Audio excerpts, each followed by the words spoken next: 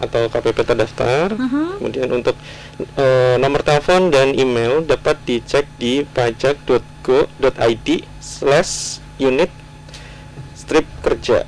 Gitu. Jadi nanti bisa teman-teman smart listener cek di internet, bisa di Google juga. Makanya tinggal ketik aja kantor pelayanan pajak terdekat, nanti muncul beberapa. Di situ nanti ada nomor telepon yang bisa dihubungi juga. Seperti itu. Kemudian Anda bisa menghubungi ke Kanwil DJP Kalsel-Teng melalui kanal media sosial di @pajakkalsel-teng tadi di Instagramnya. Oke. Nah, Mas Paki dan juga Mas Setiono, sejauh ini nih dari aspek perpajakan yang kita bahas di pagi kali ini, sejauh mana sih ketaatan para pemilik hotel, restoran, penginapan ataupun cottage juga termasuk ya? Termasuk. Nah, apakah sejauh mana nih ketaatan para pengusaha ini untuk membayar pajaknya, Mas Setiono? Untuk kepatuhan sendiri dirasa sudah cukup bagus, Mbak.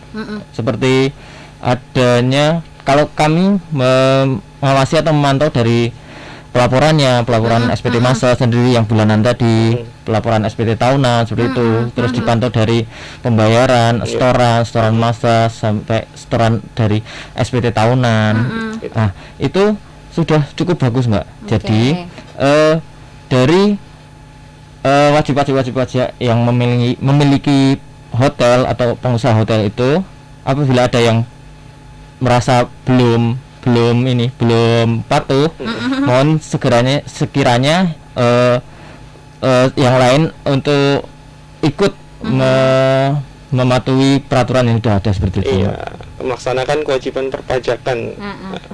Sebenarnya susah nggak sih, ribet nggak sih yang harus diisi sehingga mungkin juga nih menjadi alasan nih Mas Paki, menjadi alasan para pemilik ini untuk ribet urusannya, nanti inilah itulah dan lain sebagainya, antri dan lain sebagainya. Sebenarnya seberapa susah nggak sih? Susah sih? Kalau untuk seberapa susahnya sih sekarang kayaknya udah enggak ya, Mbak ya. Soalnya kan sekarang udah zaman teknologi ya, Mbak. Sebenarnya gitu. Kita bisa kalau misalnya pun kita berhalangan hadir ke kantor gitu untuk konsultasi, sekarang ada video conference ya, bisa lewat Zoom meeting atau apapun itu gitu. Jadi bisa dikonsultasikan. Dan untuk layanan-layanan sekarang karena kita sudah menuju go green ya. Jadi kan udah paperless nih. Sekarang semua via website, semua bisa. Formnya pun kita mengisi online gitu. Jadi semua bisa diatasi, Mbak, untuk kesulitan-kesulitan yang seperti itulah. Jadi tinggal dari kemauan kitanya bagaimana kita mau untuk tanya dan patuh. Betul sekali. Betul sekali, untuk patuh dan mau approach ke kantor pajak gitu. Sebenarnya nggak serem kok, Mbak, kantor pajak ya. Orang-orang pasti kayaknya serem ya. Bayangan orang gitu, Mas Paki. Wah, ini harus bayar nih, harus ngisi form, harus antri dan lain sebagainya gitu ya. Tapi tadi sudah disampaikan Mas Setiono juga, tingkat kepatuhannya juga sudah bagus ya gitu ya. Dan mohon pertahankan supaya nanti jangan sampai ada sanksi administrasi yang ya masalah sepele kayak telat lapor gitu kan sepele ya. Itu jangan sampai seperti itulah gitu. Oke. Nah, sedikit lagi yang boleh disampaikan. Restoran ini kan kalau kita bicara restoran ini pasti besar gitu ya. Nah, kalau kafe-kafe yang sekarang menjamur di Banjarmasin gitu.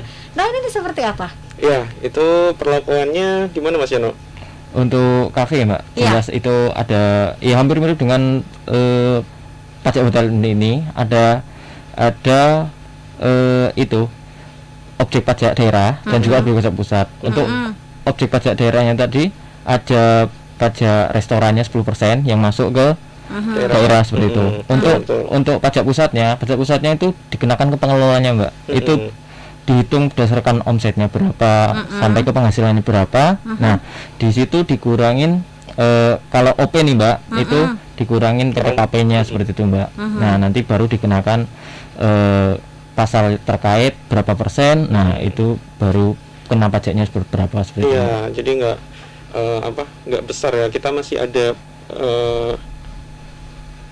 unsur-unsur pengurang dari penghasilan supaya nanti pajak yang dikenakan itu real atau sesuai dengan penghasilan dari pengusaha tersebut gitu. Oke, nah kita bicara kafe-kafe yang menjamur sekarang. Tadi tingkat kepatuhan restoran ini sudah mulai bagus gitu ya. Bagaimana dengan yang kafe-kafe yang menjamur seperti saya bilang, wah di depan ruko udah kafe. Pokoknya sebutannya kafe lah gitu. Ya nanti kalau untuk kafe-kafe yang baru ya Mbak, banyak buka kafe baru. Nah ini nanti kita ada di kantor pajak itu ada seksi eksentifikasi, nanti kita yang menelusuri jalanan gitu Mbak.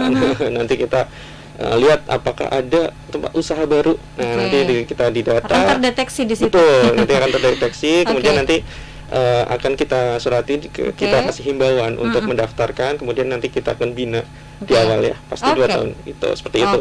Baik. Kita harus segera closing. Siap. Mas Fakih, Mas Setiono, terima kasih sudah hadir di studio Smart FM pagi kali ini. Dan jangan lupa semua listener, untuk yang ketinggalan perbincangannya dari awal bisa saksikan kami di YouTube Smart FM Banjarmasin. Jangan lupa subscribe ya. Oke, saya pamit, selamat pagi dan sampai jumpa.